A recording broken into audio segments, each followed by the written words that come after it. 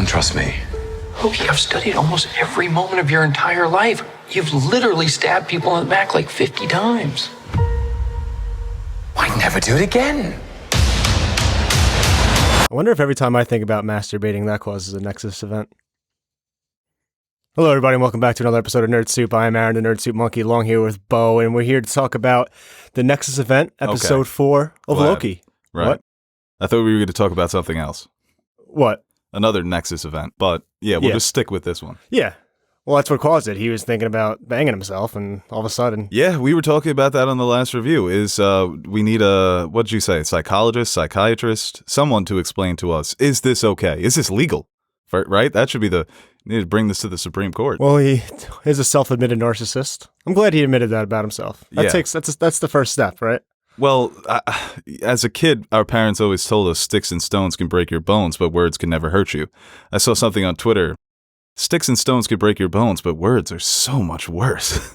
And that's kind of what happened with Loki in that situation, right? He's taking the beating. That's just mean. But it was more so what she was saying, right? Like, you're going to be alone forever because that's what you deserve. And then he finally admits that to Kicks himself. him in the nuts. Yeah, there were a lot of... Some people pay a lot of money for that. I was wondering maybe this wasn't torture and this was just his dream come true, right? Mobius walks in on him. He's like, oh, no, this is awful. Please. Ow. No more. But for a lot of these characters, it was taking in the journey, self-inward journey into, not only admitting who they are to themselves, because Loki says that to Mobius, you're the biggest liar here because you keep lying to yourself, but the lies that they have been fed by other people, how their lies are being manipulated. And for all the different characters in this episode, they all kind of shine in these individual moments of self-discovery. Yeah, I think that this episode, a couple of things I wasn't super cool with, but I think it kind of made up for it as the episode went on. But you don't like step brothers and sisters, step Lokis banging? Are they steps? I guess. I don't know. Step ladder, what are you doing to me? I think the one thing we'll get to that, but yeah, I think this beginning of this episode kind of was very reminiscent of last episode, where you had Sylvie and Loki kind of connecting on that level but now she's opening more up to him. And we also saw that she was in Asgard at the time when she was taken as a variant. Yeah. And that was also confusing too, because she looked like she was just being a normal kid in Asgard, playing with whatever she was playing with.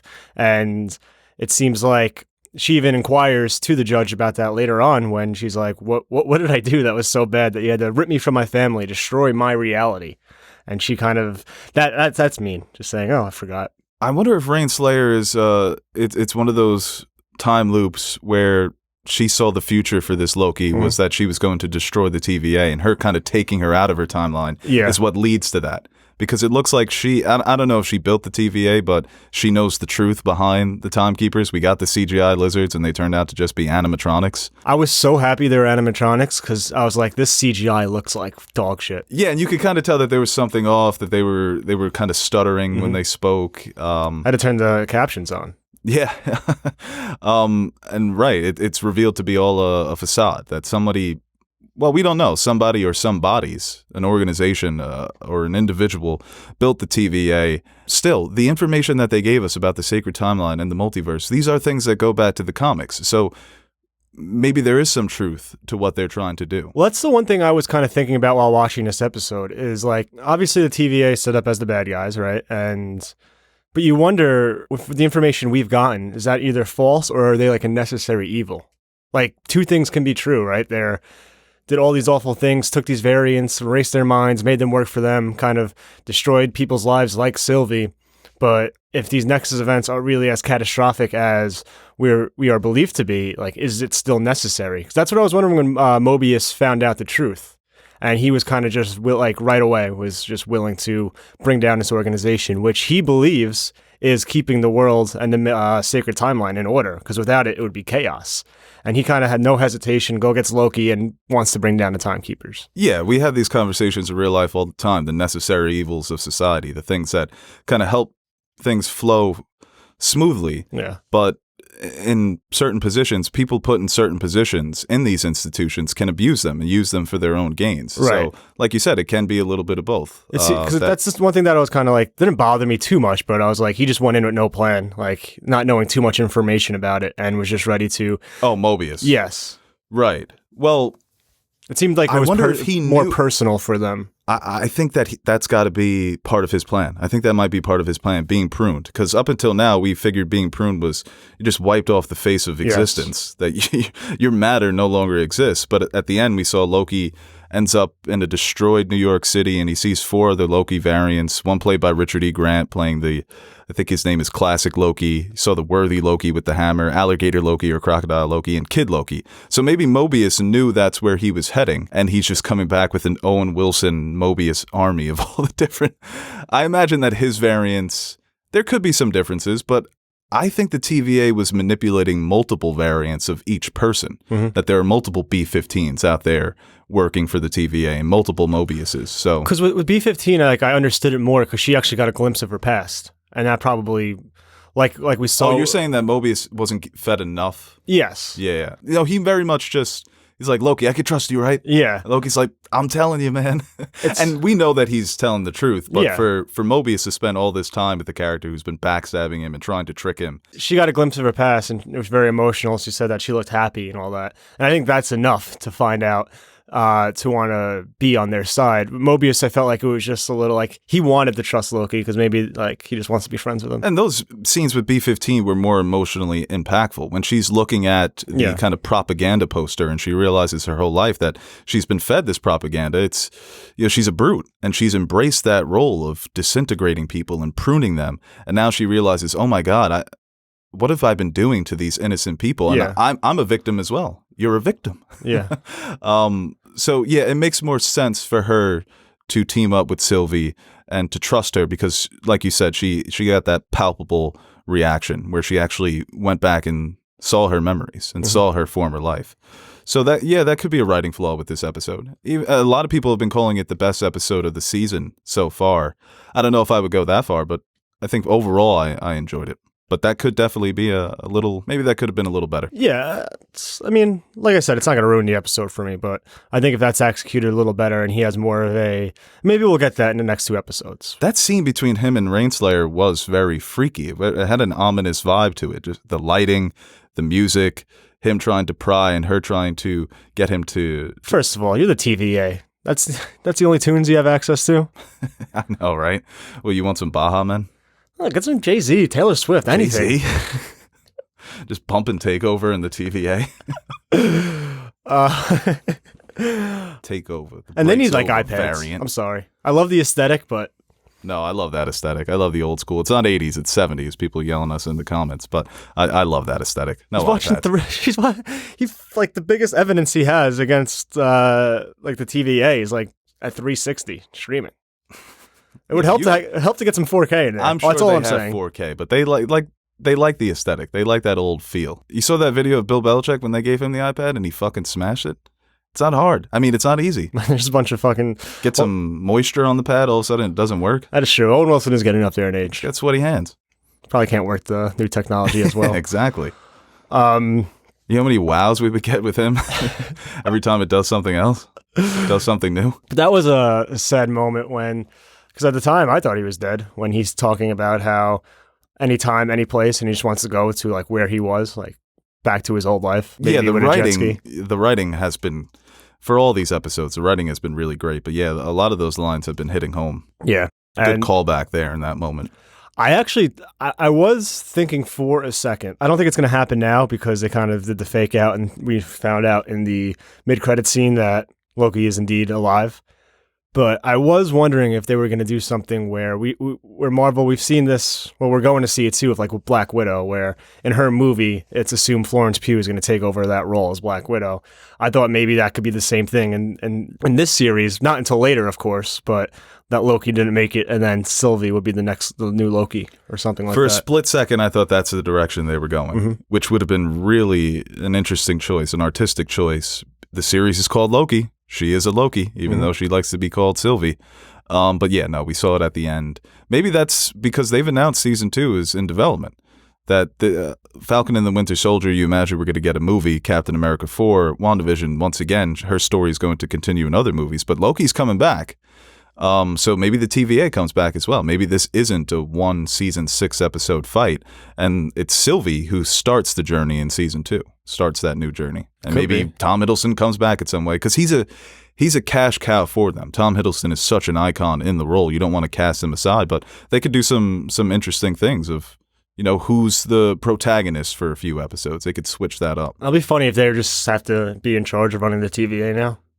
It's just the Lokis running the TVA. Yeah. Well, that one picture that I keep bringing up, people are wondering now if he's just got an army of Lokis behind him. I imagined it was, Norse Vikings, but it could just be the variant Lokis, right? You have Worthy Loki with the hammer. You imagine he's the most powerful one. Alligator Loki's got to be, very, very strong jaw. Can bite people. Weak jaws. Oh, they have weak jaws? That's how Steve Irwin and Crocodile Dundee. Well, if you hang on there, if you put pressure on yeah, they can't open No, them. but once they crunch, the opening's not strong, but the crunch is strong. So maybe he can crunch the Infinity Stones and they can snort them and become gods. I'm not a great Loki. I'm just spitballing here. I don't know what their plan is, but You just said last episode that you would be a Loki. well, they said Lokis are destined to lose, and I lose a lot. So That's yeah, no, true. it would be a great Loki. I'd be a great Loki too. Those conversations are going to be hilarious. You imagine with how good the writing has been, how comedic it's been, and how emotional it's been to get these new perspectives from these different Lokis and get these humorous back and forths. Just two of them was almost insufferable. Now we have five, and one of them is Richard E. Grant, who can, he can outwit anyone Yeah. in terms of just his acting chops, He's just as charismatic as someone like a Tom Hiddleston. But I don't know what the fuck the plan is. Like I said, I think Mobius that's part of his plan. Sylvie, I don't know, was she anticipating that the Timekeepers were robots?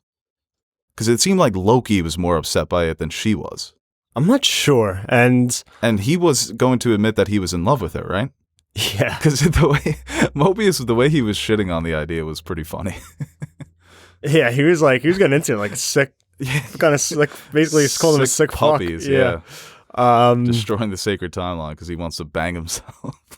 Maybe that's just something like, maybe it's not Loki loving himself more than it is Loki Just breaking being free. able to love and kind of break from that endless cycle that we saw in his prison of loneliness, I wonder if causing that's- him maybe not to be the god of mischief. It's Right. like he just, it kind of just breaks him from what he's always been. And I And wonder that, if that's- that just causes that big of a fucking nexus of event.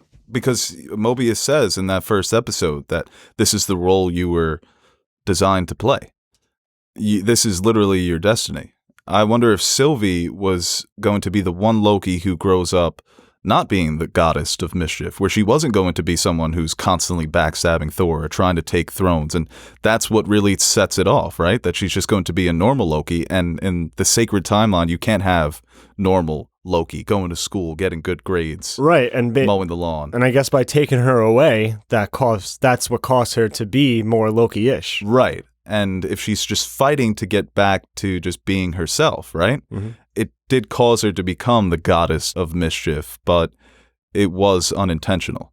So maybe she's just destined to get back to being who she was as that little girl. Mm-hmm. And that's kind of what sets everything right, sets everything wrong. I don't know what the hell is going on at this point with the goddamn sacred timeline and the Nexus events. No, that could have been the intention. Right. They've set up a lot of interesting ideas to chew on, definitely. And I guess the big question is now, who's pulling the strings? Mephisto, I mean, that's got to be number one on the FBI wanted list. That's who you got to start with, right? Like something big happens in the world today, Putin. That's the first guy you're looking at. It's got to be Mephisto, but after that, I'm not sure. Yeah. They did talk about how they've brought in Kree and Titans. I hope it's not something stupid, where it's like some idiot character with no real power is controlling the TVA. I hope it is a big reveal. I hope the conspiracy kind of lives up to this, There is this mystery. there is an immense power there. Right, that the technology is super advanced. These people come and go into any point in time, in any place. It could be Kang the Conqueror. I mean, people have... I was thinking that. Yeah. I was thinking of other movies it could tie into, maybe Eternals or something like that, like beings on just like the next level.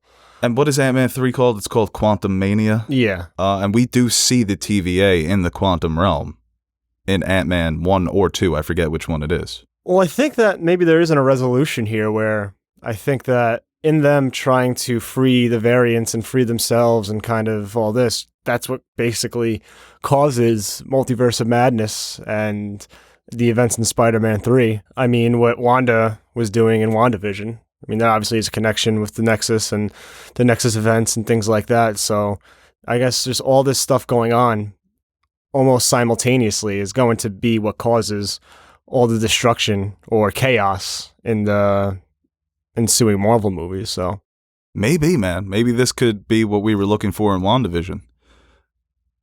Loki is going to be this seismic event. You imagine that they have a big-ass whiteboard of everything that they want to hit to make sure that it makes sense, that we're going to do this, because making these changes can come back and bite you in the ass. If it doesn't... Listen, I imagine there are going to be some plot holes and things that we can pick at, but just so that it feels natural enough leading into these other movies. It's a tall task, without definitely. a doubt. Yep. I love that line when she was talking about how she had spent her whole life hiding in apocalypses, and that's how she grew up, around worlds that were ending, around people that were going to die imminently. And now that's how her death is going to come, at the worst apocalypse of them all.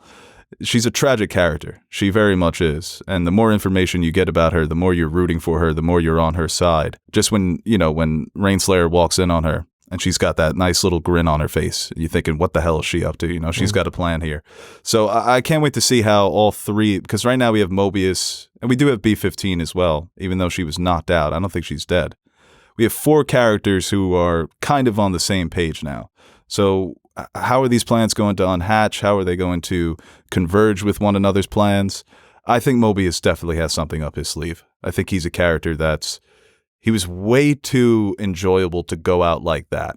And it was emotional. Yeah. I mean, seeing him die like that, I thought for a split second, I'm like, oh shit, he's gone. But I think he's coming back. He's in Mobius land now. And I'd love to visit. Mobius land. Wow. Imagine It's the like- echoing wows. Yeah. Just when they all see each other, it's Wow, one wow. giant echoing Nexus wow. There's one Vince Vaughn there. And one of the realities is just Vince Vaughn. You think the Lady Sif cameo was like a my bad for Ragnarok? She's like, you put me in the time loop torture chamber, but you couldn't put me in Ragnarok.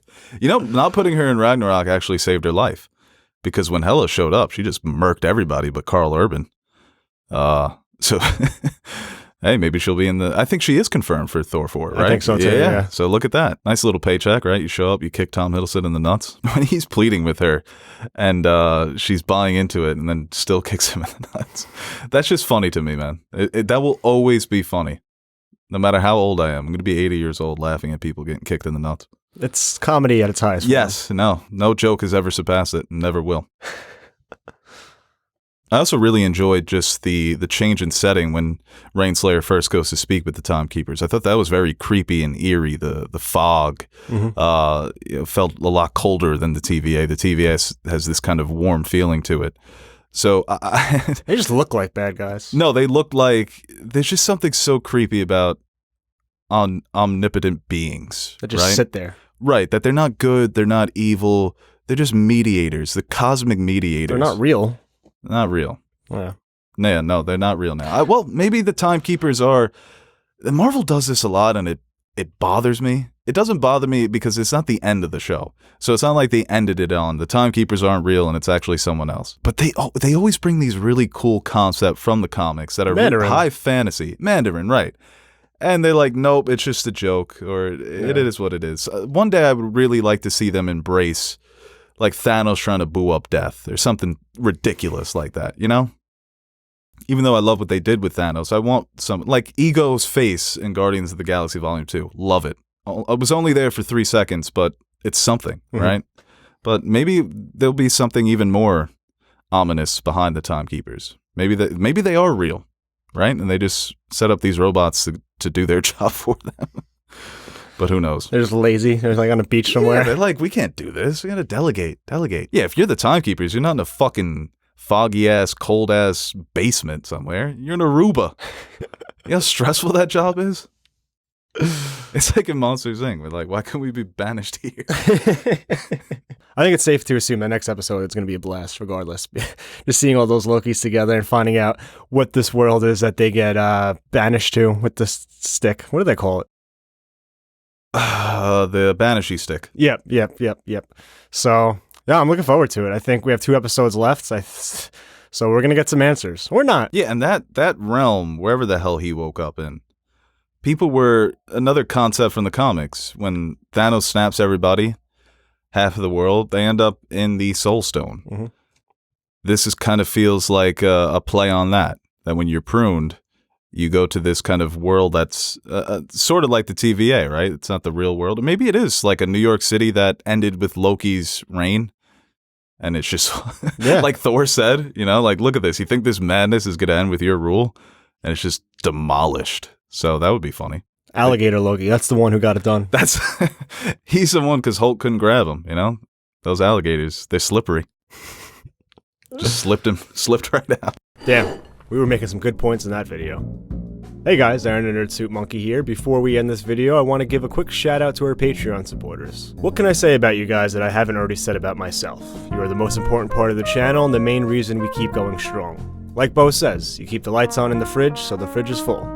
Or something like that. So, from everyone here at Nerd Soup, I'd like to thank you guys for your continued support. If you're interested in joining the ranks of our patron supporters, head over to patreon.com/nerdsoup and check out the rewards we offer to our patrons. We recently dropped some new stickers for you guys to check out, or you could choose a tier that will allow you to select a movie, show, or video game for us to review. We've got a full slate of fan-suggested reviews coming your way, and we're really excited about the chance to review some of those movies and shows. We've also got t-shirts, mugs, behind-the-scenes videos showing how we bring our videos to life. And once again, thank you to all our Patreon pledgers who have been supporting us throughout the years. Without you, we wouldn't be able to convert all your pledges into cryptocurrency, so thank you from my future self for making us rich.